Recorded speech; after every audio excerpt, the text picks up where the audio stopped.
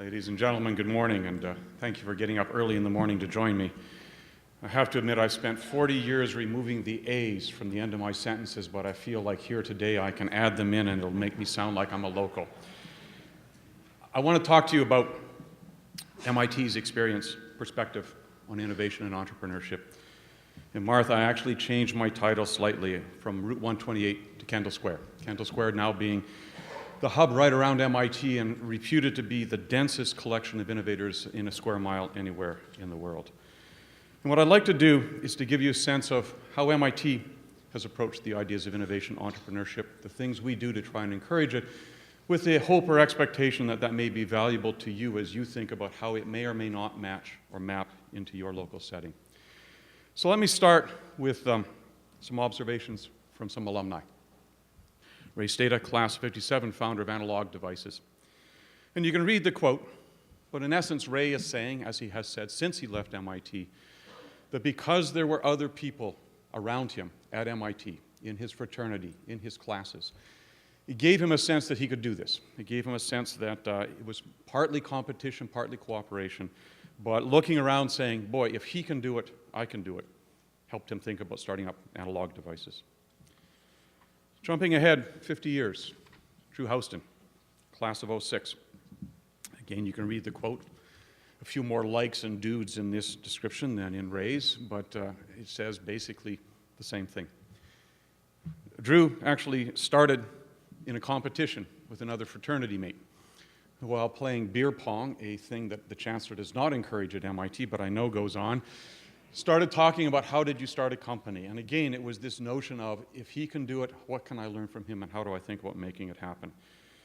Drew went on to say, in his view, that it was amazing to think about some of the great disruptive companies. Google, Amazon, Facebook, Apple, all started by people where it wasn't necessarily their first company, but it was their second or third, and the idea that they could actually make this happen. And then, jumping ahead slightly, somebody you may not yet have heard of, but you will, Brent Van Zuiden. Brett was interesting. He grew up in Los Gatos, California, the heart of Silicon Valley.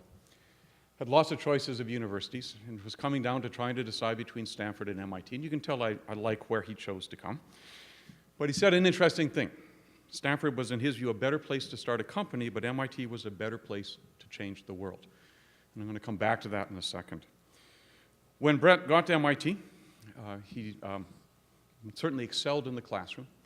But as a sophomore, he helped a colleague start a company that was funded by a number of real blue-chip investors. But he wanted to do something more. And as you'll see a little later on in the talk, things that MIT did enabled him to launch, it's now called CloudTop, which I think is going to be a very successful company. But I want you to keep Brett in mind as we talk about things we do in our ecosystem to provide a 21-year-old the opportunity to create a new company. Now, one of the things you can hopefully see here is that there's a theme to these three. And yes, I selected them deliberately, but they're true of many of the alumni who graduate from MIT and start companies. And that is they start thinking about it while they're at MIT. They find elements of the ecosystem that encourage them in thinking about those and taking those chances to launch those companies. So let me step back slightly from this and give you a sense of MIT's history here. We did a study run by Ed Roberts out of our Sloan School of Business. A study was done about 5 years ago, I think. The date's up there somewhere. And the study basically counted all the companies around the world with the following property. Company had been started by an MIT graduate, MIT alumnus or alumna. That alumnus or alumna was still alive and still actively involved in running the company. So Gillette doesn't count. You didn't know that was started as an MIT spinoff 100 years ago, and you can tell that I do not contribute to their ecosystem. It also would not include HP or Intel because those founders have sadly passed on. So just focusing in on that, you can see the numbers. Out of 125,000 alumni of MIT, they have accounted for 26,800 such companies, those alumni who are still alive. They generate about $2 trillion a year in gross annual revenues and have generated 3.3 million jobs around the world. As the governor of Massachusetts says, if we could just bring them all back to Massachusetts, it would make Massachusetts the 11th largest country in the world by GDP. It's in our ecosystem, it's in our DNA, and I want to give you a sense of how that actually happens. Now, one of the things we've observed, and I think this is going to be true for many of you, is that the atmosphere of innovators is also changing. And so in particular, out of that study, one of the things we looked at was, when do alumni start companies? And here you see the chart of that. If you can't read it, I'm going to simply summarize it. What we have observed, and I'm sure you are as well, is that people are starting companies earlier. So if you take people who graduated in the 1960s, many of them started companies, but the average age of starting their first company was 40. If you take people who graduated from MIT in the 1990s, again, many of them have started companies. Average age, 28. And the reason I raise it is many of those folks from the 60s discovered innovation and entrepreneurship after they'd left MIT. We planted seeds, but they really discovered it after they left. Those in the 90s probably got some of those seeds while they were at MIT. But today, we have freshmen coming to the Institute knowing they want to be entrepreneurs, knowing they want to be innovators. And that changes the way we think about how we educate them and the things we provide in place to try and help spur that kind of innovation. And so I'm guessing that the average age of those that graduate in the 2000s is going to be 21 or 22. And we'll see that in a second. I also want to stress that while we're going to talk about startups, that's certainly one element of what comes out of MIT, there are other places where students contribute to IP. And just to complete sort of the sense of MIT, here's a second look at this. We took all the students who'd graduated with a bachelor's degree between 1980 and 2005, a 25-year span, and counted the number of patents generated by that cohort. Now, in fairness, MIT is a technology institute. We do have a humanities, arts, and social sciences program, but it's going to be a little bit skewed. Nonetheless, total patent output, you can see almost 25,000 patents, over 300,000 citations to those patents. But what's really striking to me is that 17% of all of the graduates from that cohort have a patent within 15 years of graduation. If you look at an area like my old department, electrical engineering and computer science, the number rises to almost 25% of all the graduates get at least one patent when they come out. And again, I want to now give you a sense of, so what contributes to that kind of generation? And I raise patents because it is going to be another place where we see innovation happening. It can certainly happen with the startup, but it can also happen in the currently existing large corporation where those ideas get brought to bear. So, what's our perspective on this at MIT? We believe very strongly that we want to interweave innovation and entrepreneurship with our research engine and with our educational enterprise. It is not separate, it's tightly intertwined. And that says that there need to be both curricular and co-curricular activities. It needs to hit undergraduates, graduates, faculty, postdocs. We also think that it's not just what happens in the classroom, it's what happens in terms of the spaces around it. And so co-location of activities we find a very important element, as I'll come back to, in terms of spurring this kind of idea. And finally, we want to create spaces that encourage students to interact. And I'm going to bring all of those together to try and give you a sense of how MIT thinks about this. One of the things we see, and again, we're fortunate at the institution we are, we get approached by many people around the world who come to us asking us, what's your secret sauce? And I guess there are two answers. You can see me smiling up here. The first one is, well, I'm not going to tell you. After all, it's secret. But the real answer is, we think it's buried in a whole range of things that contribute to that ecosystem. There's no one piece that makes it go. And so what I'd like to do for the remainder of my time here is to give you a sense of that ecosystem at MIT in terms of what happens on campus, what happens immediately outside campus, what we do in terms of encouraging people to take ideas and run with them, and how we try and integrate curricular things with extracurricular and co-curricular things in order to make all of this happen. So our ecosystem, if you like, has these properties. First one is it's very distributed. There is no one place on campus where you go if you want to be involved in innovation and entrepreneurship. I count at least 20 significant activities. I'm not going to say all of them, although I'll highlight some of them for you. We have almost 60 different courses, subjects taught in this space across all 5 schools of the Institute. And we have innovation spaces, again, spread out around campus. So it's distributed, and I'm going to show you some of that. Second important factor for us is it's very cross-disciplinary. No one unit owns entrepreneurship. No one unit owns innovation. Equally importantly, we see when students now come to MIT, they tend to be much more cross-disciplinary, interdisciplinary in their perspective. So for example, 20 years ago, 30 years ago, if a student came to MIT, it was likely they came and said, I want to be an X. I want to be a chemical engineer. I want to be a computer scientist. I want to be a physicist. Today, students come to MIT saying, I want to solve Y. I want to make impact on energy. I want to make impact on healthcare. I want to make impact on sustainability. May sound subtle, but that difference in perspective is really important. You can't have silos. You can't say, you belong to this department, you're working in this area, at least in our view.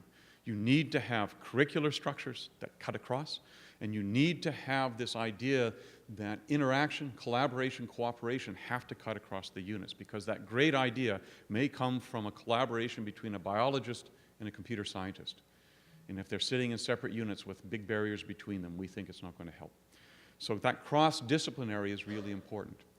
By the way, at MIT, we've made some changes. As a quick aside, we've introduced things like dual degrees. We have a degree now in computational and molecular biology.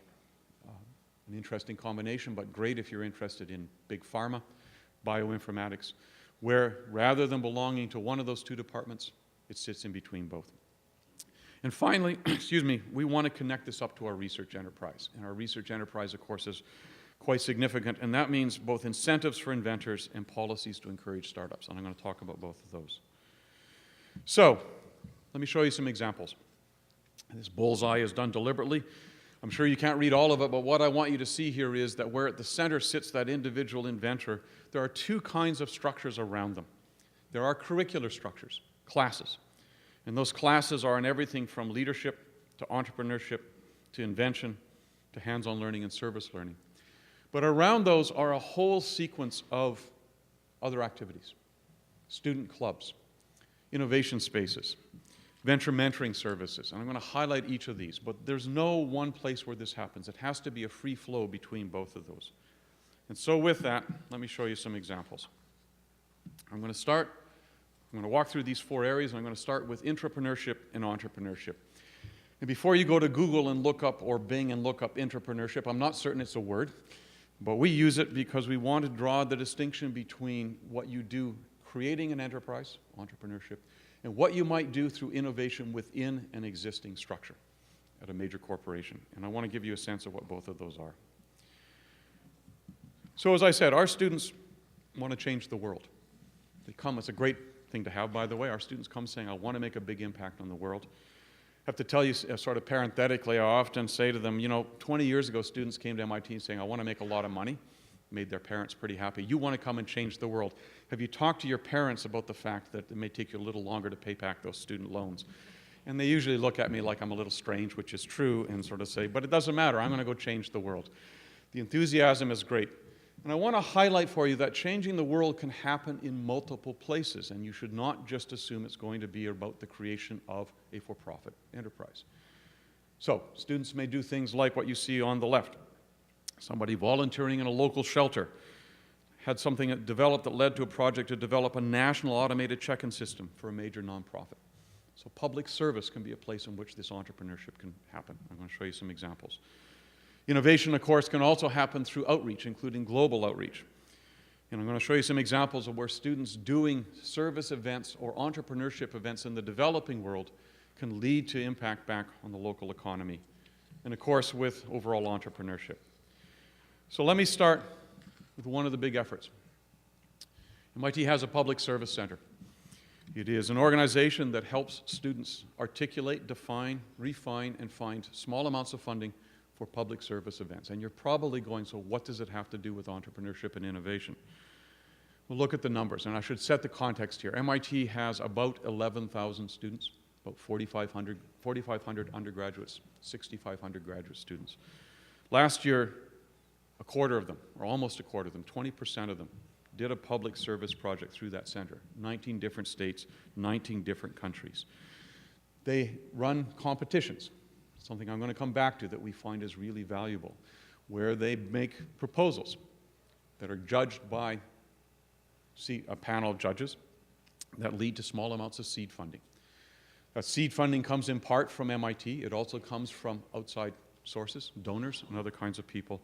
But that competition lets them hone those ideas. And in this case, I mean, some of the public service events are standard kinds of things you do, but some of them are, as you see, in 19 different countries around the world. And one of the things the students get out of this, those panels of judges, we pull in venture capitalists, intellectual property attorneys, alumni, to give them advice on how they can hone that project. So public service is a place I would not overlook as you think about ways in which that contributes to the ecosystem. But probably the biggest place in which the ecosystem drives this is through a series of student-run competitions. I think this is probably the most famous of ours. It's called the 100K. Started out as the 10K and then the 50K, and no, this is not a race distance, this is the prize money. But what's more important than the prize money is the impact that it has on the students. So I'm going to give you a sense of this. These are student-run competitions. They run year-long. They allow students to create teams, invent ideas, connect with mentors, and refine business plans. You can see the numbers there. This competition over the years has facilitated more than 130 companies with an aggregate exit value of about $2.5 billion captured and a market cap of over $15 billion. What does this competition do? Well, the competition, before I get to the competition, you can also see the rise in interest among the students. This is the growth in the number of teams that are contributing to it. And again, current values of more than $100 million, with 2 companies worth more than $1 billion that have come out of this 100K competition. One of my colleagues, Tom Layton, founded Akamai, which is a web-serving company.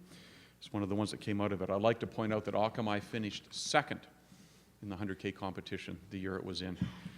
None of us remember who finished first. And it isn't just about the competition, it's about the process that gets there. And what does the 100K do? Students start with a pitch competition. How do I generate an idea? How do I connect up with others? How do I learn how to present a pitch?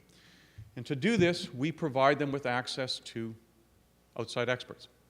We will bring in people from the venture community in Boston. We will bring in alumni from local startups and give them feedback on what does it mean to try and create a pitch. How can you refine that pitch? From that, out of the 100 plus or 200 plus or 300 plus teams that will start, there will be, if you like, a cut down. From those pitches, we'll select 30 teams, and they go into what we call the Accelerate competition. MIT provides each team with a very small amount of money, $1,000, which is not much, but more importantly, links to mentors. Again, alumni from local companies, sometimes alumni from further away, other folks that are involved in that ecosystem. And they spend a month running through the stages of thinking about this. How do I prototype this? How do I get customer validation? How do I go out and collect data for proof of concept? How do I roll out a beta product? Getting a start on building that idea of the enterprise. And then, at the end, there is the launch competition, where we cut down to about 10 teams. They run through a series of stages in order to develop a business plan. Part of the ecosystem, by the way, is that the finals for the 100K are held in our largest auditorium on campus. It seats about 1,200. It's jammed. We have media from around the world for that. And the reason I raise it is it generates excitement among other students. When you see a team high-fiving, chest bumping, doing all those things that people a lot younger than I do, when they celebrate that win in the 100K, the excitement spreads. When you see 1,200 students cheering, standing on their feet, for a team that has just won that 100K. It makes a lot of other students go, you know what? This is exciting. I could do this. Equally important are the connections. About 12 years ago, one of my students won the 100K. It was a great event for her. She did a fabulous job. Actually, in those days, it was the 50K. And the prize, I want to stress, was $25,000 to that winning team. They only got the money if they incorporated, so it was just to get them seated. And you know $25,000 isn't very much. But what was tremendous to her were the connections. Suddenly, Matrix Partners was calling her. Hummer Windblatt was calling her. If you don't know these names, I'm sure you do. These are major venture capital firms. Every venture capital firm in Silicon Valley called her up to say, we want to talk. She had media contacting her. She had investors contacting her. And she had, equally importantly, other folks saying, I'm really interested in what you're doing. Do you want to talk about how I can help you create that team? building that excitement. And I will grant you, it's at MIT, we have a little bit of an advantage, but building that excitement passes back to current students, but gives a tremendous advantage. And I guess what I'm trying to tell you is it's not so much the prize money, although it's nice. It's the attention, the links, the connections that really help launch. We now have at MIT, I think, 5 different such competitions, the 100K being the oldest, but we have the Clean Energy Prize, we have the Web Programming Prize, we have a set of competitions that try and push students in these directions. One of the things we looked at when we did this was we realized that the 100K helped students launch teams, but it didn't meet all of the needs we wanted there. And in particular, there was a gap. And the gap was they win the prize, they walk outside the doors of MIT, and they fall off a cliff in terms of, okay, what do I do next? And so one of the things we then did was we created what we call the Founders Skills Accelerator. And this is a system we created. It was done jointly between the School of Engineering and the Sloan School of Management. And the idea was to provide a space to co-locate teams for the summer. So the idea, I keep saying the idea, sorry, I apologize. What we did was we made an advertisement that said to students, if you want to propose a team with an idea, we'll basically walk through them and select a set of teams. For a variety of reasons, we were only able to announce this in late April of last year, so teams had 3 weeks to put together a pitch, which is pretty short. And I'd like you to see the numbers there. We had 129 teams with 376 participants make a pitch within 3 weeks. We cut it down to 26 teams that we screened in detail and selected 10 out of them. In 3 weeks, we had 500, 400 students able to make these pitches. What did we provide to these teams? We gave them space. We gave them a little bit of money. In this case, it was about $25K each. And more importantly, I think we brought in local expertise. IP attorneys to talk about how do you protect yourself. Angel funders, venture capitalists to talk about how do you make a pitch. How do you put together a business plan that's actually going to have some impact with these folks? But we also put them in one space. We co-located them so that they were sitting, rubbing elbows constantly. So they're sitting there working at their thing, and they keep getting distracted, looking at what's going on at the desk next to them, and finally say, what the heck are you working on over there? Actually, you're all old enough. What the hell are you working on over there? And why is that really interesting, and how might I get involved with that? It also lets them share frustrations. I can't figure out how to make the link. And they share ideas with all of that. Because there was such large interest in that, we took some empty space that we had, and we created what we called the Beehive, which was space where we provided simply the space to a group of about another, I think, 30 teams. Originally, it was going to be over the summer. That space happens to still be vacant. We haven't reused it, so we're still allowing it to be used for the rest of the year. These are all students who are taking, in this case, they've cut their academic load down to half, so they have time to spend on this, but they're still students. And it's creating an we've created an open floor space there with some private offices around the side for conferencing, but it's deliberately creating that co-located space where these students are working, interacting. And we expect to continue the Beehive, and you can get the idea why it's called the Beehive, because of the buzz of activity there throughout the year.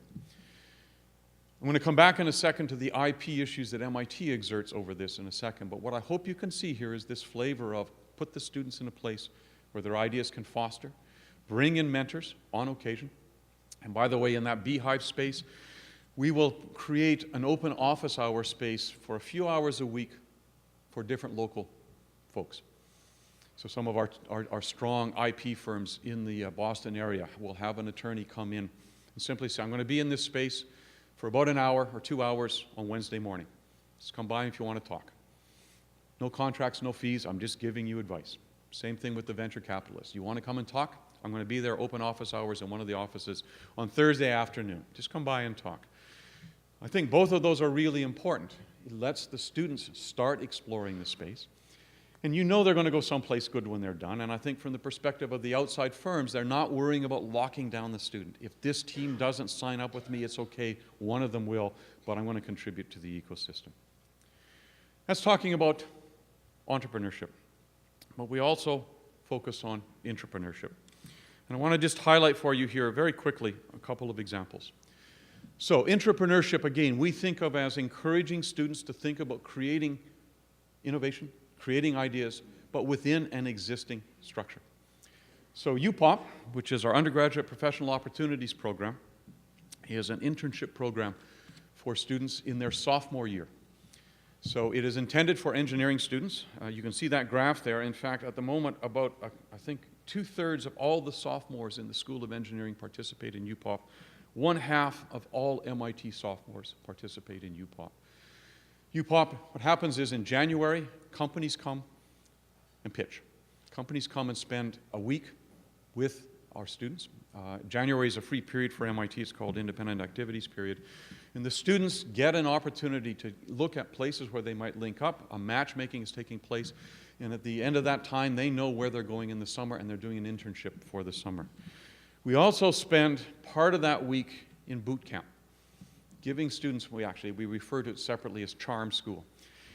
Some of our students need, actually some of our faculty need that badly, but they're too late to fix. Some of our students do. But what I mean by that is giving them some advice on here's how you interact appropriately in a corporate research environment.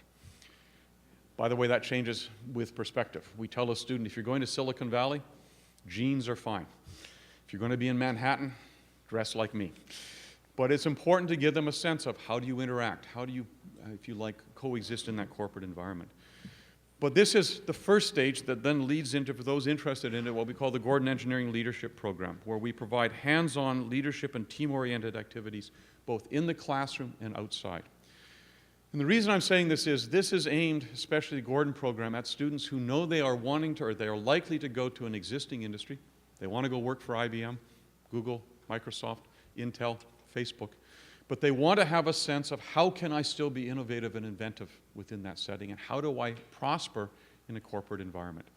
So that focuses on things like team building, communication, cooperation, mediation, all skills that you need to have. We do a lot of hands-on exercises where we give them challenges.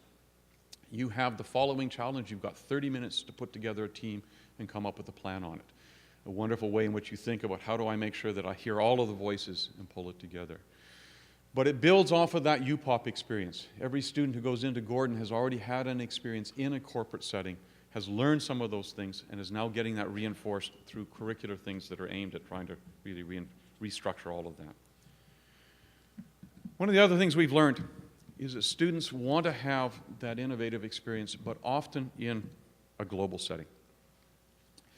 So MIT provides an opportunity for students to do technical internships in 16 different countries around the world. And again, we have to make some commitments here, and so do the students. A student that wants to do this will be told ahead of time, you need to plan. Because if you're going to go to Japan, or China, or Brazil, or some other place, you need to understand the language. So you need to take a language course or 2 courses before you go. Again, we provide some cultural boot camp experiences to give them a sense of this. I want to give you an example of why we think this is really important. Actually, I'm going to skip to the next slide just to show you the growth of interest among MIT students. Again, about 11,000 students. This is mostly aimed at undergraduates. We're 4,500 undergraduate students, and last year, 500 of them went abroad for one of these experiences. We could have doubled that in terms of the interest level. And I want to spend a second to give you just an example of why our students know this is really important and why we think it's really important. So I'm going to tell you a very quick story. It was at a conference about 15 years ago. It's a conference that is the heads of all the computer science departments in North America. Tremendously geeky conference. It was 15 years ago, so cell phones aren't what they were today. And here was the point of the story. The after-dinner speaker at that conference was a cultural anthropologist from Intel. Think about that phrase, a cultural anthropologist from Intel. We went, boy, this is going to be interesting, and it was. She was a fabulous speaker. She was talking about how you think about marketing around the world, and her example was, if you want to market a cell phone around the world, here's what you think about. She had a dozen examples, but I want to give you one because it really stuck with me. She said, and again, reminded me of this 15 years ago, she said, if you have a great new cell phone and you want to market it aggressively in the Middle East, it is crucial that that cell phone have really good GPS on it. 15 years ago, it wasn't that great. Really good that you have great GPS on it. We're a bunch of geeks. We said, oh, yeah, that makes sense. And she looked at us and she said, no, it's not for the reason you think. It's not to know where you are. It's to know where Mecca is. And we all went, oh. Would never have thought of that. If you're not sensitive to the cultural norms of what is going on, you're going to miss a point. And the point of the example is, which we now drive home for our students, if you are going to be successful in a global market, if you're going to have an innovation that can hit internationally, it is really important that you understand what happens locally and why it's going to be really important. You may have the best technology in the world, and if it doesn't meet a local need, you're not going to go anywhere. And that example has stuck with me tremendously, and it sticks with our students, which is why our students want to have that global experience. But notice, as we jokingly say, it's not just pizza in the piazza. It's not just for the cultural experience, it is for the technical experience in that setting. We also stress it because, as we point out to our students, much as you might not believe it, engineers and scientists think differently in different cultures.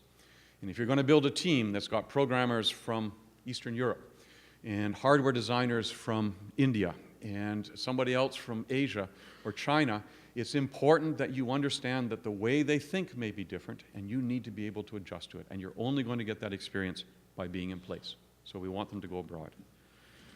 So what have we learned from all of this? Our students really want to have opportunities. But in particular, we think it's really important for them to have opportunities that not only are going to have impact around the world, but they're going to be combined with a foundation of fundamental learning, the knowledge that we teach them, in settings where it's authentic, where it feels real, where they're getting practical hands-on experience. And so that is one of the themes I hope you will take away from this. All right, what about courses, curricular structures? Well, here I want to show you a slightly busy chart, but one that will try and give you a sense of that. I'm going to divide, if you can't read it, I'm going to say it across the bottom. I'm going to divide entrepreneurship and innovation up into 7 different stages. I don't know why I picked 7, but it seemed like a nice number. You know, 7 wonders of the modern world, 7 C's, 7 stages of entrepreneurship. By the way, my students don't laugh at my jokes either, but I tell them I'm tenured. You cannot do a damn thing about it. But the stages are, stage 1 is just inspiration. It's aimed at the freshmen walking in the door, where we want them to get excited about the idea. And so it's, if you like, a funnel bringing them in. But once they've gone through that, stage 2 is how do you start with a really idea beginning to develop it. It's often based on a project experience in a class. It's often based on something they're doing in a curricular structure. And it's a place where sandboxes become really valuable. And a sandbox, I'm going to come back to, is a space with toys. Obvious statement, but it's a space where students can go to interact, and we as an institution provide them with toys they can use to explore those ideas. Access to 3D printers, access to machine shops, in information technology, access to the cloud, to high-end CAD tools, things that they can use that we provide in order to try and build it. From stage 2, you go into commercialization planning. You've now got an idea, you've got something you think is going to be there. How do you start putting together the actual ideas that are going to lead to an enterprise? And here, courses on innovation and entrepreneurship are particularly relevant. And then that leads into stage 4, where you start putting together a business plan. And then 5 through 7 start leaning more towards the external world and into the incubator. What you see across the top are the range of structures we have in place at MIT. I know you can't read them at the back, but I'm told that my slides will be made available. You'll be able to see them here. But I want you to take 2 lessons or 2 observations away from this. One is, notice there's no one structure. It's a range of interconnected things that are trying to provide that. Notice as well that as we get further out to the far side, there are fewer MIT things involved, and I actually think that's appropriate. Somebody who's ready to start an enterprise needs to be in an external incubator, needs to be connecting up with the outside world. Somebody who's still exploring that idea needs to be within a space we're providing, that sandbox space. But that's why it gets sparser as you go out further to the right. I want to draw your attention to one at the top. I know you can't read it, but there's a thing up there called Venture Mentoring Services. Just as one example, this is a system started by some of our alumni. In fact, it was started by 2 of our alumni. One was the president of Bose Corporation. He had retired, and what he did was he pulled together other retired executives, people who've been presidents of companies in the Boston area. Almost all alumni, I think all alumni of MIT. They have space we provide at MIT, and they provide advice to companies being started by students. So you can go over to VMS and say, I need help. I have no idea how to find a CFO. I have no idea how to put together a business plan. And they will link them up with somebody who has had experience running a company for free, simply people volunteering their time back. And that venture mentoring service helps them provide links to, here's somebody I know at a VC firm that you ought to talk to because they're right in this space. Here's somebody I know that's a great patent attorney who can give you help with this. So VMS is a service that MIT provides free of charge to our students and our faculty in order to give them the help they need. The other thing I want you to see is the courses we teach. We have 54 different classes in innovation and entrepreneurship. The largest bars, those green ones, are in the business school, not surprisingly. But again, the message I hope you take away from this is that we have courses in all 5 schools: science, engineering, Sloan School of Management, humanities, arts, and social sciences, and in architecture and planning.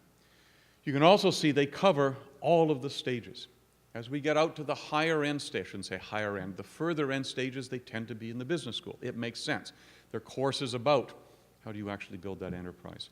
But notice at the earlier stages, they are in science and engineering. And again, I think that message is important. A student who thinks, oh, if I want to be an entrepreneur, I got to be in the business school, no disrespect to my colleagues from business, you're missing something. Right? If it's a student that says, I want to start an enterprise, they need to be seeing those ideas about innovation and entrepreneurship in engineering, in science. And then they'll make the connections to those other places. We have a statement at MIT about our goal here. Before I tell this statement, anybody here a Harvard grad? Good, then I can make the statement. The stereotype that we have at MIT, stereotypes are terrible, I know, is that 30 years ago, 40 years ago, here was the stereotype of an MIT grad. Very smart MIT engineer graduates. And when he leaves, he gets hired by the Harvard MBA to become the CTO of that Harvard's students' company. What we're trying to get to, and what this ecosystem is trying to build is, here's the stereotype of a current MIT student. Smart engineer graduates from MIT, and she goes out and hires the Harvard MBA to be her CFO for her company. That's why I asked, are there any Harvard people in the crowd? But that happens when they have the confidence and the experience of having seen innovation and entrepreneurship in engineering settings before they go on into the business setting. And that's one of the reasons why we want that to really be there. I'm going to skip by. I wanted to show you a couple of examples of courses, but I think I'm simply going to skip by them. I want to show you one other place where we think it's really important in a curricular way to do this, and then how do we connect up to the research engine. Part of that, telling that bad joke, is that 30 years ago, MIT engineers, when they graduated, probably weren't well prepared to go out and run a company. You know, what was the other stereotype? They had glasses this thick, belt was up here, no social skills. You've all seen the geeks. We still admit a few every year, by the way, to MIT so we can put them in the museum and people can go look at them. But one of the things we also realized we needed to change was we needed to provide our students with other skills, and with a term that I hate, with soft skills. I hate the term soft because they're not soft. They're important skills, communication skills. So let me show you one other example. 10 years ago, we changed the requirement. The requirement used to be every student had a writing requirement. We now have it as a communication requirement. Every undergraduate at MIT must take 4 communication-intensive courses, 1 each year. In freshman and sophomore, I'm in Canada. In first and second year, those courses are in the humanities, arts, and social sciences, in literature, in writing, in history. It makes perfect sense. In their third and fourth year, they're in their major. So every department at MIT had to create a communication-intensive course. Communication-intensive says that at least a third of the instruction in that class has to be about communication. There has to be required exercises in either writing or oral communication. There has to be feedback, and a quarter to a third of the grade must be based on the communication in it. Every department had to create a set of courses. We'll tell you parenthetically, our math department struggled. Because as you know in math, I'm a math undergrad, you know, if you say thus and therefore and ergo enough times, that's how you communicate in math. All right, that one didn't go over very well either. I can tell there are no math majors here. But every department had to create them. I want to give you an example of one such course. It was a course I created when I was department head in electrical engineering and computer science. The course is specifically about communication. It has 1 lecture a week, and then the rest of the time is two required periods in small groups of 8 to 10. Here are the kinds of topics. Sorry, I should say, by the way, when I introduced the course, students hated me.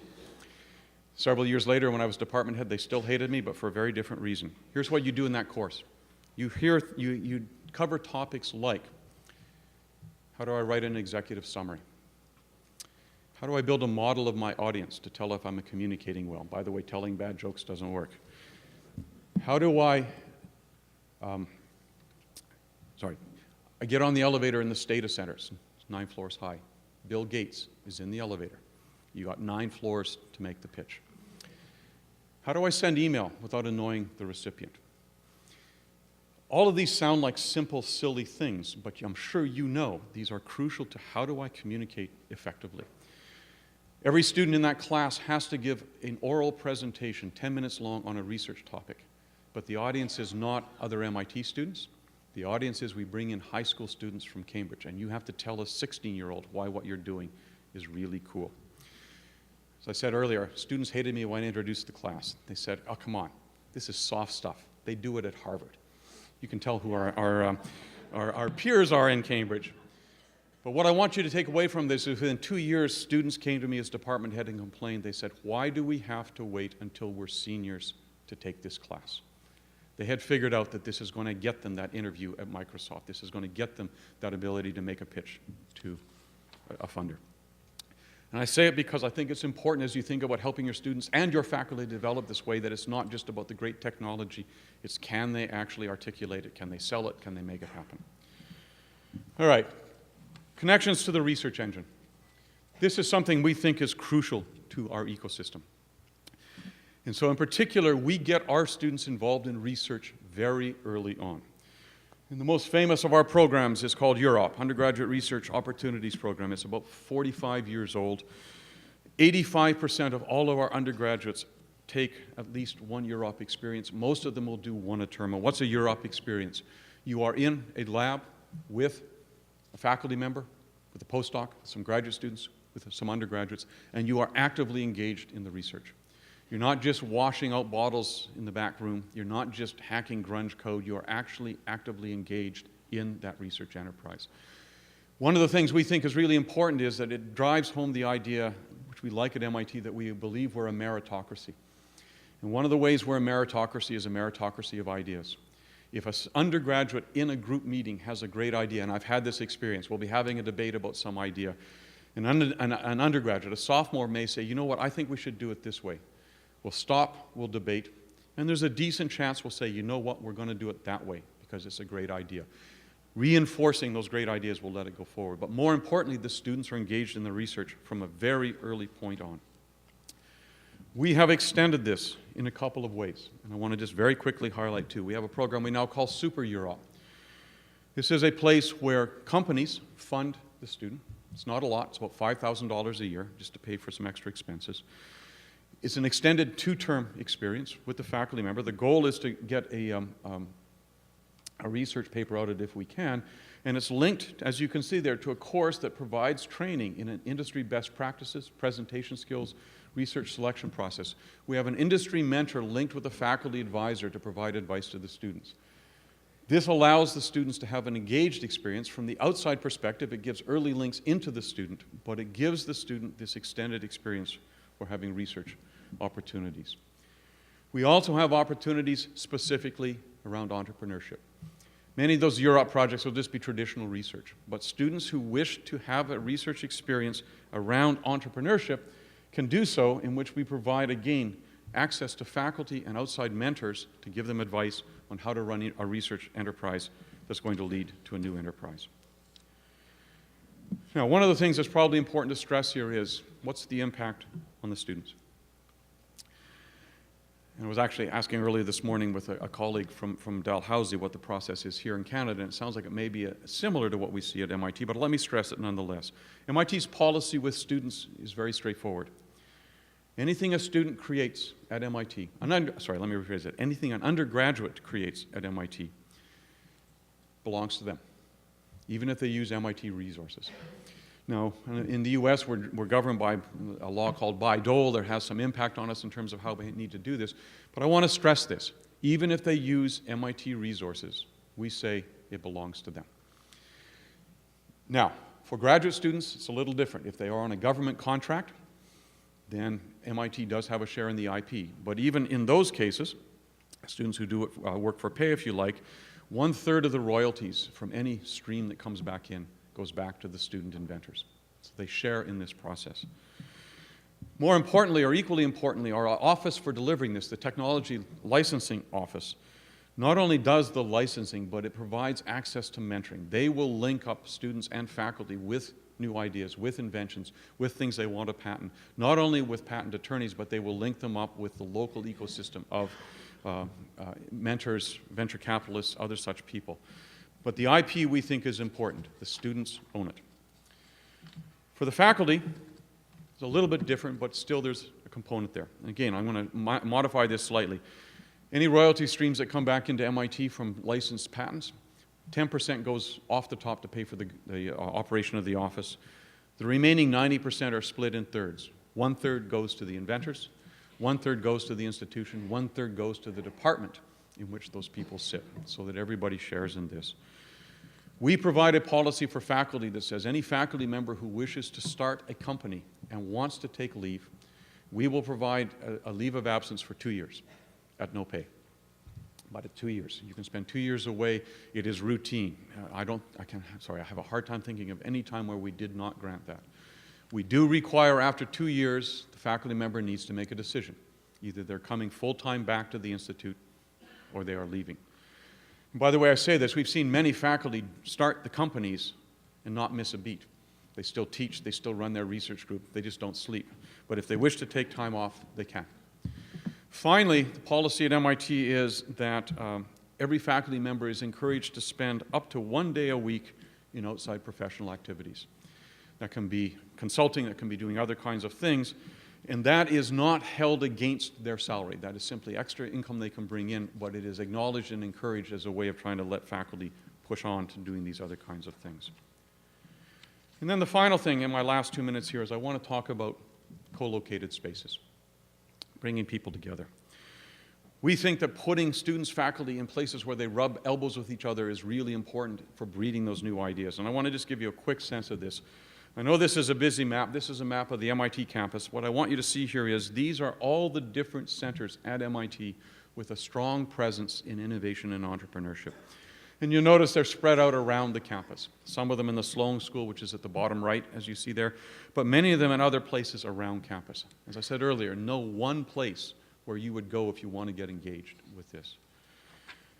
Equally important, and this is one that we really can't take as much credit for, is the ecosystem around MIT. This is the Kendall Square area. What you see highlighted here are all of the local knowledge economy companies spread out around MIT. You can see why Kendall Square is referred to as the densest collection of innovators in the world within a square mile. Again, I'm sure we're fortunate. Many of them have come to Kendall Square because MIT is there. But by the way, many of the people at MIT stick. I tell my students, I went south for the warm weather. I came from Saskatchewan. I got to Boston. I figured I was done. But I went south, and I stuck. And I think that's important. I know there are many university people here and other people here. The ecosystem is important if there are things nearby, though, so that somebody who comes and has a great experience at a great institution says, I like it in this place, I'm going to stick. So it cycles. But this is the range of companies in that ecosystem. But equally importantly, these are the VCs and funds in the ecosystem. And the three in pink I want to highlight for you, those are all incubators. The biggest of them is the Cambridge Innovation Center, which is up in the top right.